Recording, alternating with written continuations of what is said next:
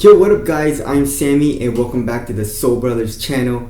And today I'm going to be doing the best performers of 2019. So this is just my list. I've tested a lot of shoes this year, and these are just my top 12 favorite basketball shoes that I've played in this year. And it was really hard making this list. There's a lot of good shoes for basketball this year, so it was very hard to pick these. So if one's lower on this list, it doesn't mean it's like way worse than the top shoes on this list. So they're just all really nice. So I guess I'll try to explain why each shoe is in each place, but it was pretty damn hard, putting them in like a numeric order. But I tried my best, and here's the list. If you guys disagree, just tell us what your list would be down in the comment section below and give us your top 5, because obviously most people are gonna have different lists than me. And if you guys want to cop any of these shoes, I'll leave links below. And let's get it started off with number 12, and that's the Puma Clyde Hardwood. I raved about that shoe. That shoe is really nice, but there are a few things that I think could have been improved in that shoe,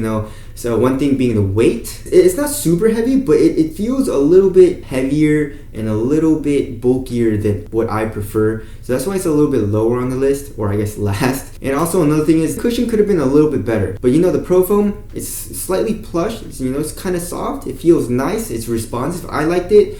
But it could have had a little bit more. You know what I'm saying? So because of those reasons, it's a little bit lower.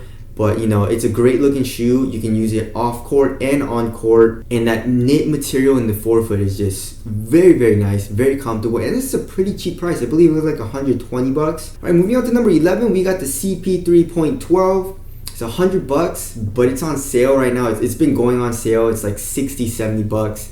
And there's not a lot of colorways left, which kind of sucks. I believe the 13 is probably going to be coming out soon as well. But you guys already know the 12. One of the nicest knits on this list. The fly knit material, usually I don't really care about materials too much, but like when you put this shoe on, it just feels so soft, so comfortable on foot that you're just like, damn, So the material is one thing that I really like about the shoe. The cushion, the forefoot zoom is nice, and then the foam is actually slightly soft in the heel, good court feel and all that. It's responsive, traction is really good. So there's the CP3.12. Moving on to number 10 is the KD12. KD12 comes in at 150 bucks. It's a little expensive, but it's a great performer. The reason why it's low on the list is because of that traction. And I had two colorways. I had the first colorway that came out, and that colorway with the translucent outsole was really bad on dust, so I didn't really like it. And then I got another colorway. I just couldn't find a solid rubber outsole, so I ended up getting a translucent outsole again, and it's again not very good on dust, and I play on dusty court, so that's why it's lower on the list. When I have a good day and the basketball court is clean though, it's really, really good. The bite is insane. You guys already know the cushion is super comfortable with that zoom strobel, and the material is very thin and very minimal, which I like as well, and the tongue being plush and all that feels great. So the main thing for me was the traction, but of course you guys told me with the solid rubber outsole, it's really, really nice. Personally, I didn't try it, so that's why I'm just giving you my experience and what I thought about the shoe. But if it does have good traction, like you guys say, it'll probably be in like the top 3 for me.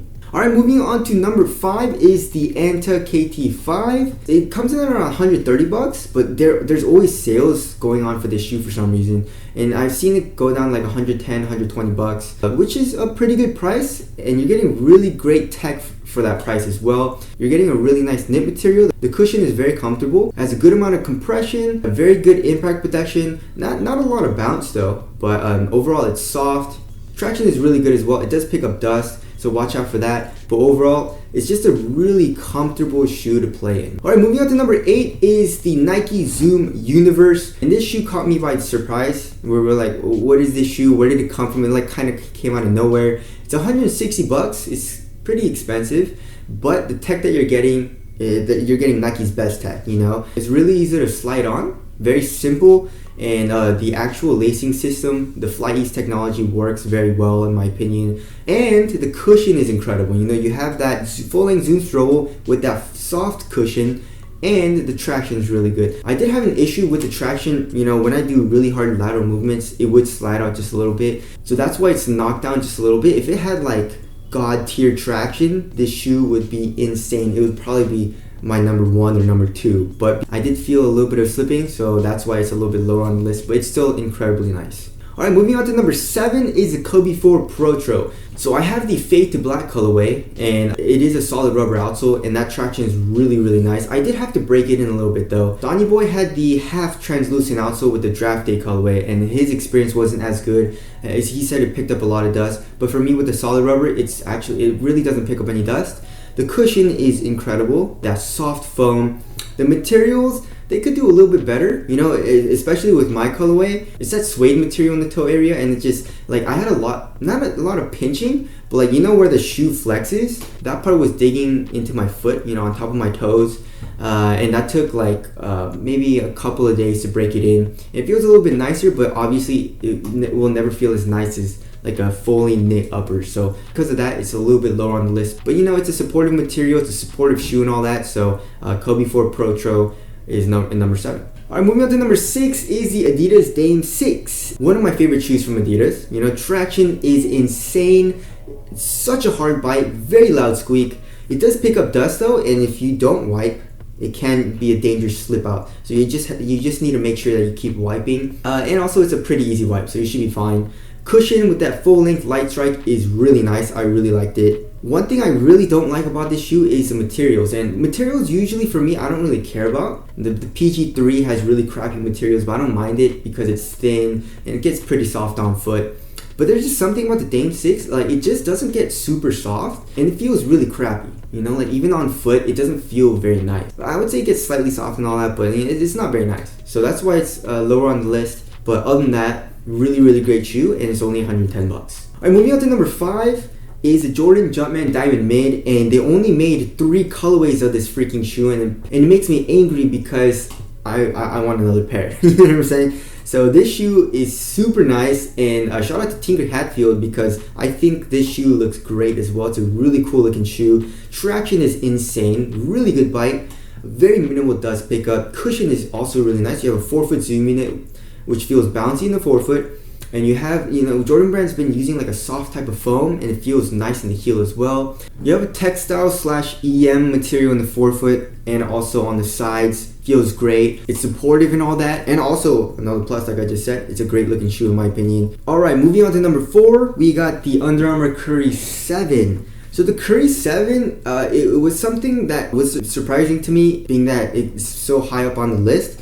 Because the cushion isn't very nice. You know, the cushion is very stiff, not a lot of bounce or anything, not a lot of compression, but I would say impact protection is pretty good. You know, if it was a regular type of stiff Phylon or EVA, I would think, you know, the impact protection would be really bad. But you know, the Micro G and Hover combination in that cushion is impact protection is okay. But it's just like a shoe that for me, if I want a very minimal type of shoe and I want to feel fast, light on my feet, and I don't really ever want to worry about the shoe when I'm playing, and I don't really care about impact protection too much that day, then this is a great option for me, you know? So I've really been enjoying playing the Curry 7. Moving on to number 3 is the Air Jordan 34. The 33 was really never in any of my lists. It was too heavy. The traction just wasn't very good to me, and you know, it was clunky, it was bulky and all that. I did like the fast fit system though.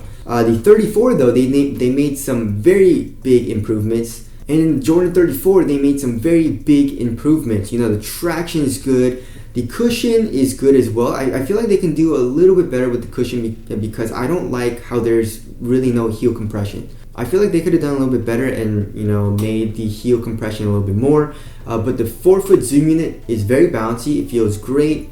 And then the materials are just super thin. Very minimal feeling shoe as well. You feel quick. You feel very explosive. If you want to feel explosive and quick, you know, with your first step and stuff like that, this is a great option shoe. The one thing that sucks about it is that it's very expensive. It's like, I believe it was like 180 bucks. All right, moving on to number 2 is the PG3. It's still one of my go-tos. It's still one of my favorite shoes to play in, like ever. You know, the traction, I never have to worry about the traction. Such a good bite.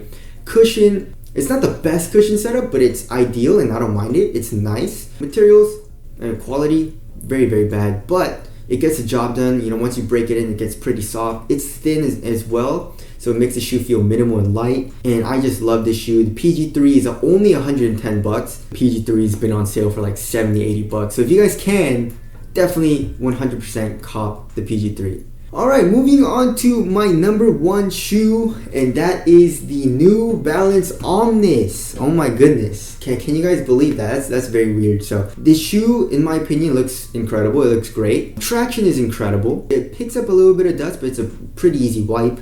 And then durability seems good in that shoe as well as far as the outsole goes. Cushion with that full length fuel cell is really nice. Good impact protection, has a good amount of compression as well. The material is premium, it feels great on foot, it gets soft, it's supportive and all that.